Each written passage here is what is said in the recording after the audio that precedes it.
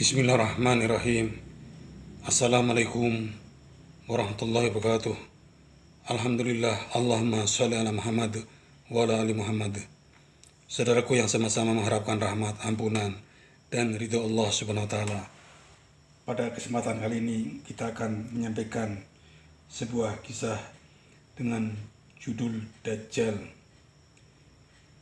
Diriwayatkan oleh Ahmad yang diterima dari Asma binti Yazid al-Ansariyah radhiyallahu anha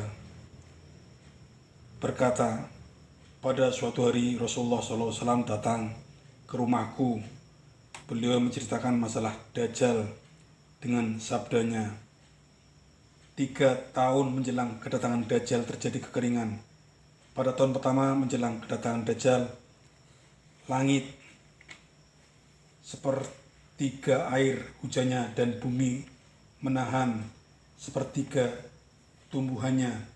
Pada tahun kedua, langit menahan 2/3 hujannya, sedangkan bumi menahan 2/3 tumbuhannya.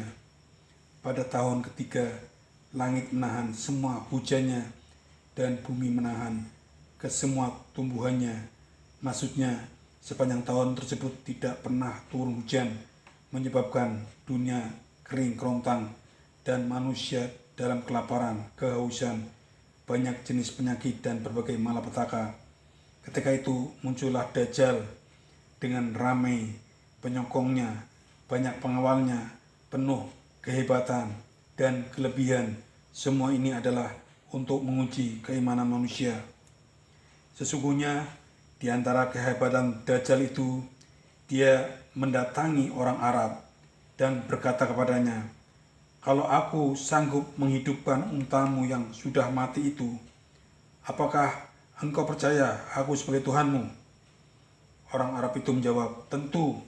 Maka Syaitan pun menggambarkan seolah-olah untanya hidup semula.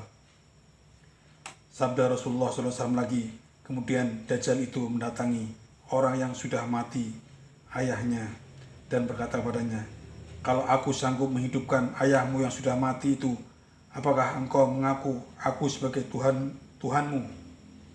Orang Arab itu menjawab, "Tentu." Maka Syaitan pun datang menyerupai ayahnya. Sambung Asma lagi, kemudian Rasulullah SAW pergi untuk satu urusannya.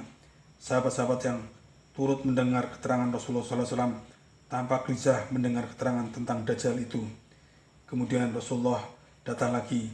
Saya pun berkata kepadanya, "Ya Rasulullah, jantungku hampir saja tercabut mendengar cerita Dajjal itu."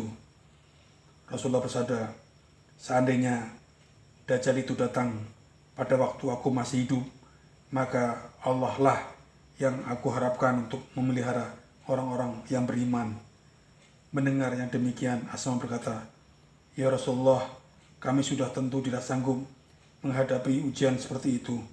Bagaimana pula dengan orang-orang yang beriman ketika itu nanti?" Rasulullah menjawab, "Memadailah bagi mereka apa yang dilakukan oleh penduduk, yakni bertasbih dan mensucikan Allah." Dari Jabir bin Abdullah radhiyallahu anhu, katanya Rasulullah bersabda, "Dajjal muncul pada waktu orang tidak berpegang kepada agama dan jahil tentang agama.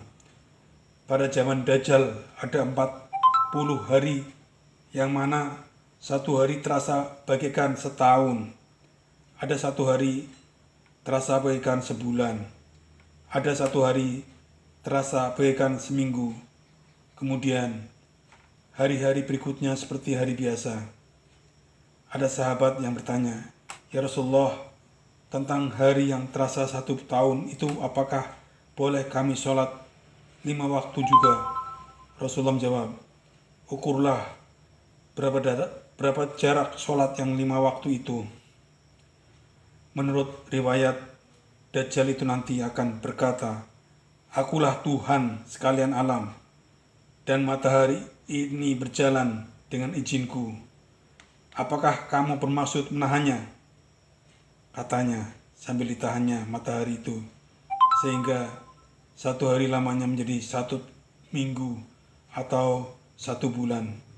Setelah ditunjukkan kehebatannya menahan matahari itu, dia berkata kepada manusia, "Sekarang, apakah kamu ingin supaya matahari itu berjalan?" Mereka menjawab, "Ya, kami ingin." Maka dia tunjukkan lagi kehebatannya dengan menjadikan 1 hari begitu cepat berjalan. Menurut riwayat Muslim, Rasulullah SAW bersabda, "Akan keluarlah Dajjal kepada umatku, dan dia akan hidup di tengah-tengah mereka selama 40. Saya sendiri pun tidak pasti apakah 40 hari, 40 bulan, atau 40 tahun. Kemudian Allah mengutus Isa bin Maryam alaihissalam yang rupanya seolah-olah Urwah bin Mas'ud dan kemudian membunuh Dajjal tersebut. Saudaraku yang sama-sama mengharapkan rahmat, ampunan dan ridho Allah SWT. Demikian kisah Dajjal.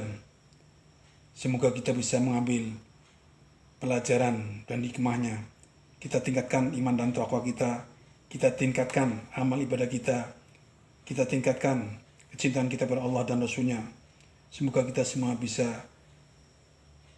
meninggal dunia dalam keadaan husnul khotimah, diampuni dosa-dosanya, dan dijauhkan dari siksa api neraka. Kita tutup dengan doa kifaratul majlis. Subhanaka Allahumma rabbana wa hamdika asyhadu an la ilaha illa anta astaghfiruka wa atubu ilaik. Wallahu muwaffiq ila aqwamit thoriq. Wassalamualaikum warahmatullahi wabarakatuh.